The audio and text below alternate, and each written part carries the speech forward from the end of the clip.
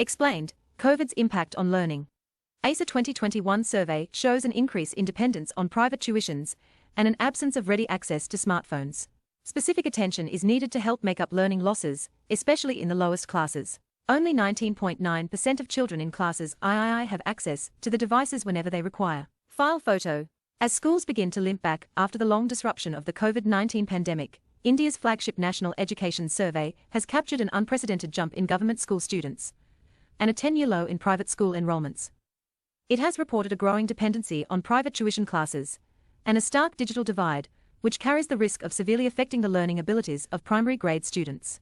The Annual Status of Education Report, ASER, survey, which is facilitated by Pratham Education Foundation, is the oldest survey of its kind in the country, and well regarded for the range of insights it provides on levels of foundational learning at the elementary level.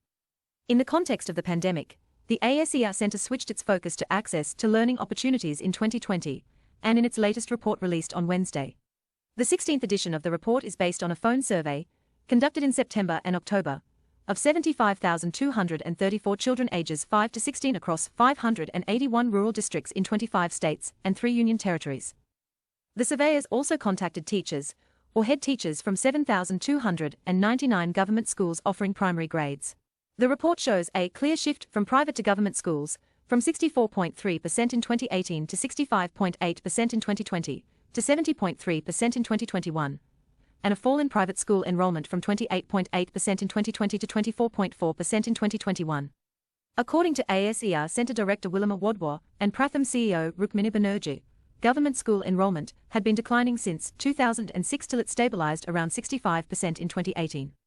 Seen in this background, an increase of 5 percentage points over the last year is very significant. Data from ASER Report 2021. Tuition dependent. Students, especially those from poor families, are dependent more than ever on private tuition, the survey found. While 39.2% of children overall are now taking tuitions, between 2018 and 2021, the proportion of children with parents in the low education category who are taking tuitions increased by June 12 percentage points, as opposed to a 7.2 percentage point increase among children with parents in the high education category, says the report. The report classifies families with parents who have studied up to class 5 or lower in the low education category. Parents who have cleared at least class 9 are in the high education category. Digital divide.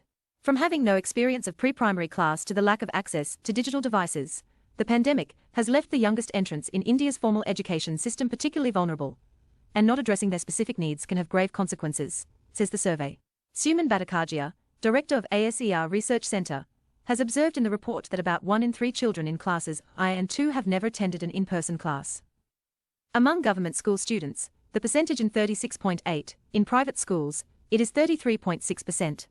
Banerjee told the Indian Express, these students who enter the school system after the pandemic will require time to settle down, get ready for the formal education system.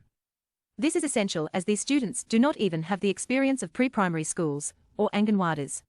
Of concern is the survey finding that the youngest learners also have the least access to technology. Almost a third of all children in classes I and II did not have a smartphone available at home.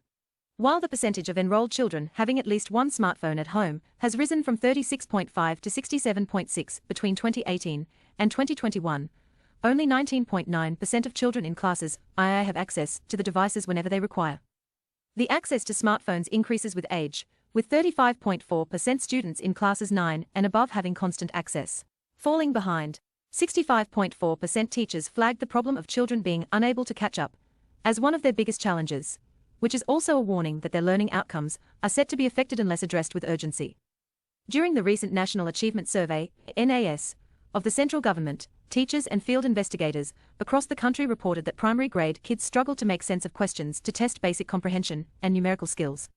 While the ASER survey does not shed light on learning outcomes, a sample assessment done in Karnataka in March 2021 that covered 20,000 children ages 5 to 15 found steep drops in foundational skills, especially in lower primary grades, which underlined the need for special attention to children of primary classes as they return to or enter schools for the first time. Silver lining. The report captured a decline in the proportion of children not currently enrolled in the 15 to 16 age group, the one in which the risk of dropping out is the highest. In 2010, the proportion of 15 to 16-year-olds who were out of school was 16.1%. Driven by the government's push to universalize secondary education, this number has been steadily declining and stood at 12.1% in 2018. The decline continued in 2020 to 9.9% and to 6.6% in 2021, the report says. The survey also found that 91.9% of enrolled children have textbooks for their current grade.